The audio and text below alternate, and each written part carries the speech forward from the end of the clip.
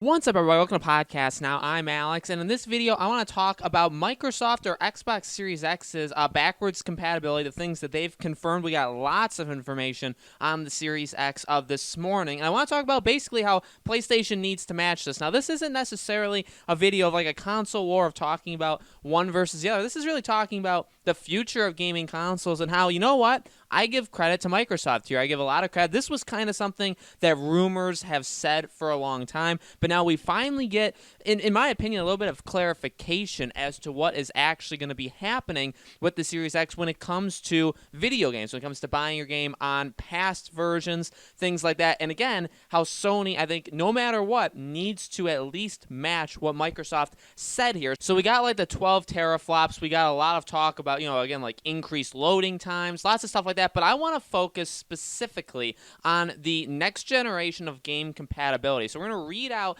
these three things that they focused on, and then I want to, again, kind of analyze it and talk about what Sony needs to do as well. So 4 generations of gaming. Our commitment to compatibility means existing Xbox One games, including backward compatible Xbox 360 and original Xbox games, look and play better than ever before. Your favorite games, including titles in Xbox Games Pass, benefit from steadier frame rates, faster load times, and improved resolution and visual fidelity, all with no developer work required. Your Xbox One game accessories also come forward with you. So, basically, past versions of things still work. So, and even gaming accessories, so like controllers and stuff. So that's confirmation there. That's good to see. And again, Xbox 360 games, original Xbox games, if you're playing them through Games Pass, if you're playing them through whatever, because of the whole backwards compatibility across multiple systems, they are just generally going to look better. They're going to run faster. And that's just what the Series X does for those games, right? No develop. And we knew that. We knew that that was going to be something happening. So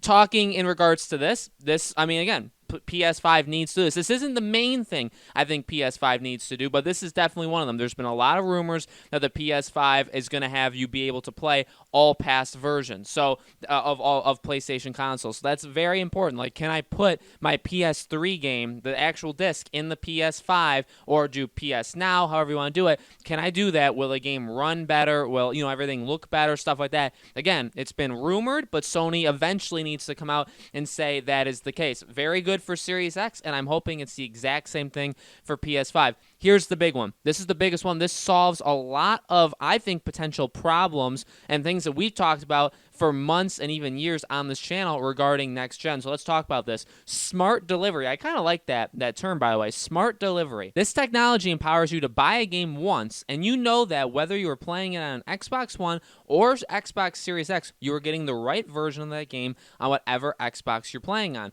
We're making the commitment to use smart delivery on all our exclusive Xbox Game Studio titles. Now, that's important to remember that they said exclusive, including Halo Infinite, ensuring you only have to purchase a title once in order to play the best available version for whichever Xbox console they choose to play on.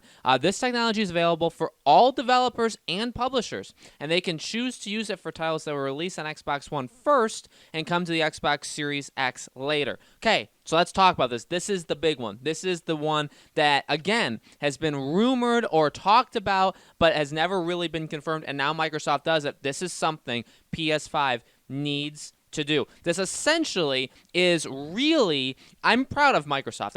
I will say that. We're not really, we cover Microsoft. I talk about Xbox games. We play all kinds of games on this channel. I wouldn't say I'm anti-Xbox. I just prefer PlayStation. That's all it is. But I will give them major credit. When the Xbox One released, remember the whole fiasco they had of basically if you even wanted to have the game on a different account on your Xbox, you'd have to rebuy it. Remember that? That was a huge thing. They announced that at E3, and then within a month or two, they completely 180 themselves, pretended like they never said that, and took that away, right? Where now you can, and remember PlayStation did the whole spoof of them where they said, here's how you can play somebody else's game. You just hand the game to them. Remember all that? So that was a huge thing. And that, in my opinion, that was something that I thought Microsoft was trying to throw in there to be like, hey, this is where we kind of want to take it in the future. Again, credit to them for basically doing the exact opposite. Now they're saying, you know what? We ain't doing that. In fact, we're doing even less of that. Now, if you, again, get an Xbox One game, you're going to get the Series X version of it. Now, there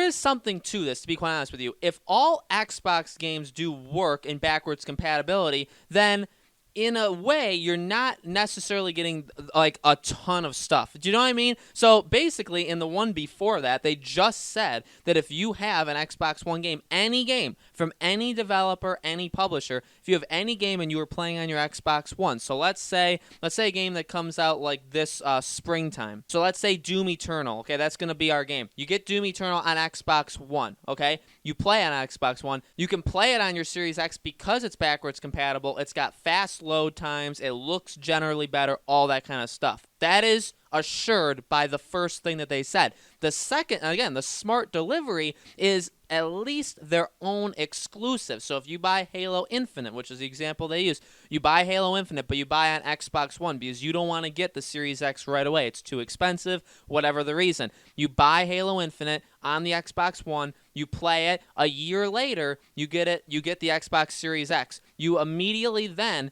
get the Series X version of Halo Infinite, which you would have to imagine is better quality than just doing it backwards compatible. That's the catch, ultimately, right?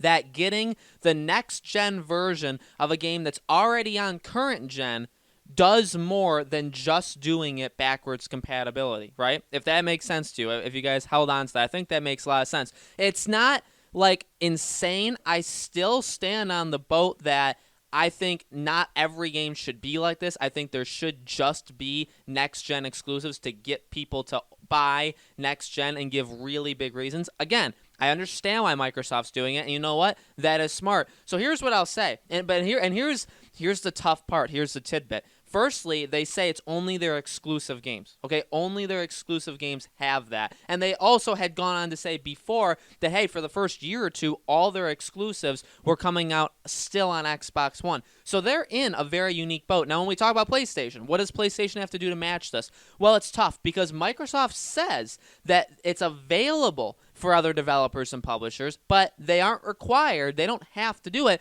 So if this fall you buy Assassin's Creed, the new Assassin's Creed game, or Watch Dogs, or whatever, pick a game, or next year you get Battlefield, and it does come out on current gen like right now, they are not required that if you buy it to give you the next gen version for free. They could very well be greedy and charge you both times. Okay, they could do that. It's only assured for exclusive games, and it also works like more specifically because they said they would release exclusive games still on the Xbox One. So the tough thing is this. I like that. I mean, that's a really smart strategy. And PS5, it's like, do you do that? Do you let people? So basically, here's the PS5's version of this. We have a perfect one right now, end of May 29th is The Last of Us Part 2. So I'm one of the people buying it, but there's going to be 10, 15, 20 million people buying it. We all buy The Last of Us Part 2 May 29th. When we get the PS5, do we get the PS5 version of The Last of Us Part 2 for free? Does that happen? I think it probably should. In fact, I won't say probably. It should. We should get, especially again, because of this Microsoft thing, we should get the next-gen version. Now, again, you could play the PS4 version on the PS5. It would look better. It would run better. But it wouldn't be fully the PS5 version. But hopefully Sony allows us to just get that for free. Now, in my opinion, like the things that I want, I think it's still possible to get like the best of both worlds. Games like The Last of Us Part 2, games like Dreams, games like Ghost of Tsushima. Again, I'm talking specifically for PlayStation here. They can give us the next-gen versions of them, but remember, I said, and I still do believe this, I still want this, I think Sony needs to have exclusive PS5 games that you only get for the PS5. Now, I've said Horizon Zero Dawn 2. That could be a very big leap. That could be something that they are just not comfortable doing because there's just not going to be enough people getting the PS5. So maybe Horizon's another one. Maybe that does come out launch day with the PS5, but you could buy either version. And again, if you buy the PS4 version, it's pretty much Microsoft's Halo Infinite, right? Horizon would be the equal to that for this fall. I could see them doing that. On the same side, there has been rumors inside PlayStation that there will be exclusive PS5 games. The question is just which ones. Would they go as big as like these really big exclusives like Horizon. Maybe it's like a Killzone game. Maybe that wouldn't hurt them that much if you have an exclusive PS5 Killzone game. But I think this is good. At the end of the day, like I said, the whole point of this video is this is a really good sign.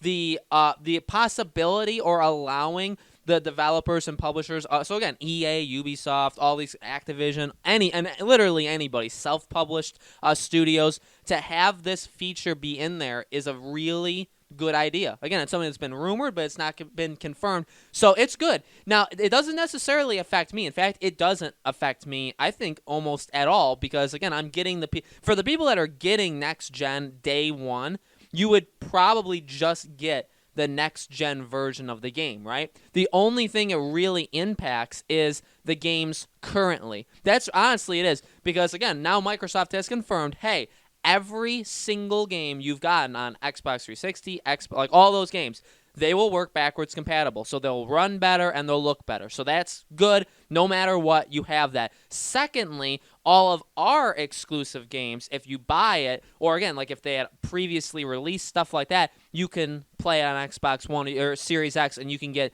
the next-gen version of it. So again, PlayStation-wise, that's good, right? Give us Last of Us Part 2. Give us Dreams. Give us Ghost of Tsushima. If you want to go back a few years ago, give us, I don't know if they would do Spider-Man, because they're probably because they are working on Spider-Man 2, maybe like a Days Gone, something like that. Do it with those kind of games. And allow, again, developers and publishers to do the same thing, exactly what Microsoft has done. And Microsoft makes it very clear. They are like, it's there, it's available for all developers. They don't have to do it. In fact, it says, and they can choose to use it for titles. So it does not mean that they're going to. It just means that now Microsoft looks really good. And if the developers or publishers don't do it, they look really bad. So again, ultimately, this is a good day for games. It really, really is. I'm very proud and happy about this announcement. I'm very happy about Xbox Series X, and we're just getting closer and closer to a whole lot more of this kind of stuff. Some really fun info, seeing games, all that good stuff. So, guys, let me know in the comments below. What do you think? What do you think about this news? Do you think Sony, the PlayStation 5, do you think it has to at least match this? Let me know. Make sure to subscribe to our YouTube channel, Podcast Now. Hit the bell icon so you guys know when these videos go up. And thank you all so much for watching. I'll see you on the next video.